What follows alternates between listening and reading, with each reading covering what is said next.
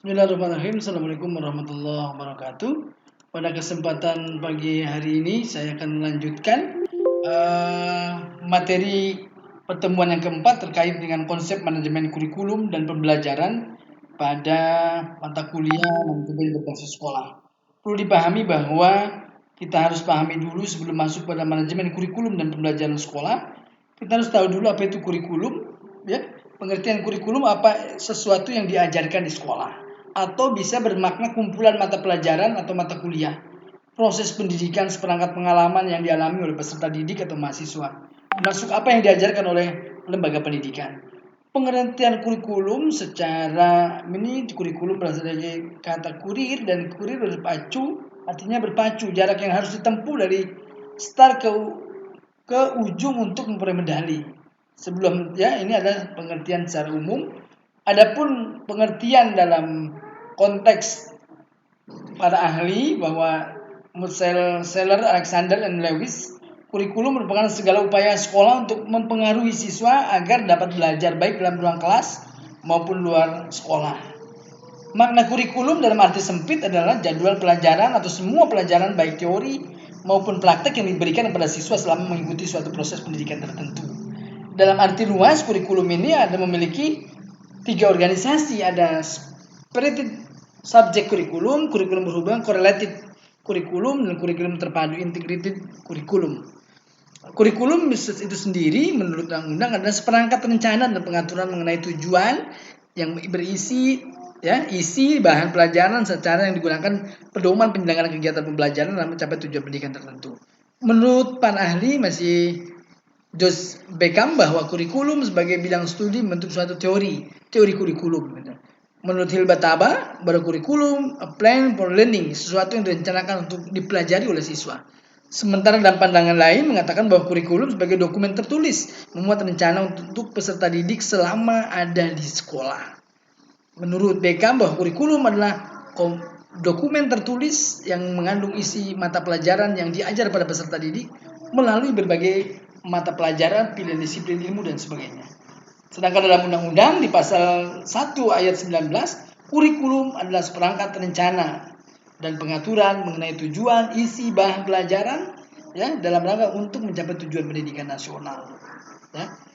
Di mana kurikulum ini disusun sesuai dengan jenjang dan jenis pendidikan dalam kerangka NKRI dengan memperhatikan satu, peningkatan iman dan takwa, peningkatan akhlak mulia, peningkatan potensi kecerdasan, minat peserta didik, keragaman potensi daerah dan lingkungan dan lain sebagainya. Karena berubah setiap ada pergantian menteri yang umumnya konsekuensi logis dari terjadinya perubahan sistem politik, sistem sosial budaya.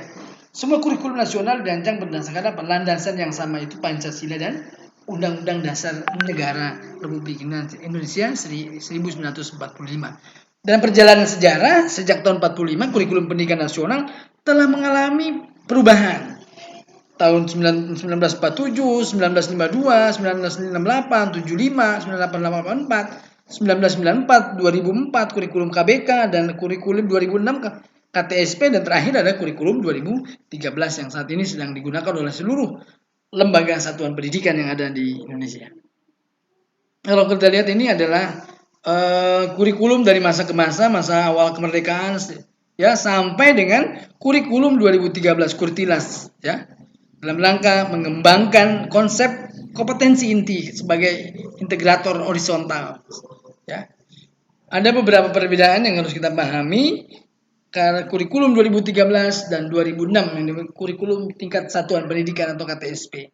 Di situ ada beberapa perbedaan-perbedaan ya terkait dengan kurikulum 2013 dan 2006. Tentunya kita harus mengetahui mengenai istilah manajemen kurikulum. Tentunya manajemen itu adalah sebuah proses sosial yang berkenaan dengan seluruh usaha manusia dengan bantuan manusia dengan sumber daya menggunakan metode yang efisien untuk mencapai tujuan yang baik.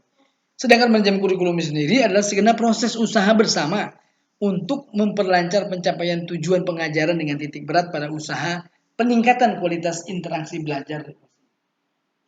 Kurikulum pembelajaran tentunya kurikulum apa yang diajarkan, program, rencana, isi pelajaran, dan segala macamnya. Pembelajaran bagaimana cara penyampaian apa yang diajarkan, metode apa yang digunakan, tindakan belajar dan mengajar, presentasi, interaksi dan peserta didik. Tentunya ini adalah semua kembali kepada kita ya. Kurikulum adalah rencana tertulis. Pentingnya manajemen kurikulum, proses pengembangan kurikulum, proses perencanaan, pengorganisasian ini tetap sesuai dengan teori Jules Terry bahwa manajemen dari planning, organizing, and controlling. Nah, demikian saya kira komponen-komponen kurikulum juga sudah tinggal dipelajari, produktivitas, demokratisasi, kooperatif, dan segala macamnya. Ataupun proses manajemennya ini ada 4, perencanaan, pengembangan, implementasi atau pelaksanaan, endingnya adalah penilaian. Diharapkan mata kuliah ini bisa menjadi perhatian seluruh mahasiswa, terutama dengan kurikulum-kurikulum yang ada yang saat ini sedang digunakan di masing-masing satuan pendidikan. Demikian, kurang lebihnya mohon maaf. Yang belum jelas silakan lakukan tanya jawab dan dialog baik secara online maupun melalui media sosial lainnya. Terima kasih. Assalamualaikum warahmatullahi wabarakatuh.